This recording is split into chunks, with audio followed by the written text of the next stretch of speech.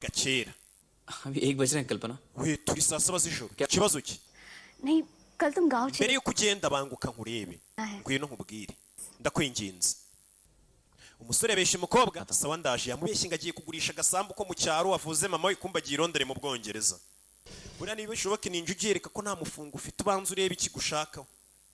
Naje gusanga nta muntu wakwanga umuntu ufite umufungo. Aza ku kamoto. या नीचे क्यों खड़ी हो? Kuki uhagaze ku muhanda? ऐसे तुम्हारे Nari ngutegereje. Ngaho. Ahita akuramo n'amakoti akambara agashati. Kuki umamagaye muko? Sheri. Umukobwa yagize atya ndagira nkurikire filime. Akora mu isakoshi akuramo agapfunyika. क्या? Ibi ni ibiki?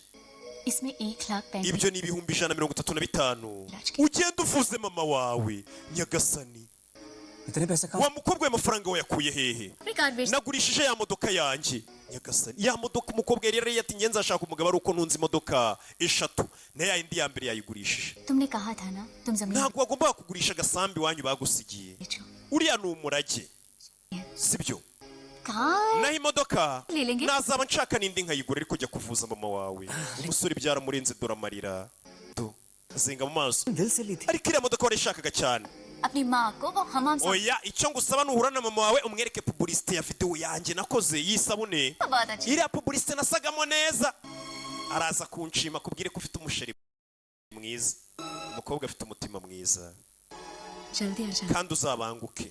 Ntashaka umusore agurisha agasambu k'iwabo. हाँ मैं भी अभी Icyumweru gitananye nzajya muri Goa tuzaba tugiye gushutinga publicité. Nzahita ngaruka. अच्छा तुम्हें देर हो रही है Nga wakererewe genda bisi itagusiga. Umusore byaramurenze. Uyu mukobwa bakundana ntasanzwe. Mbega ni nka marayika iba yaramanukiye mu mukobwa.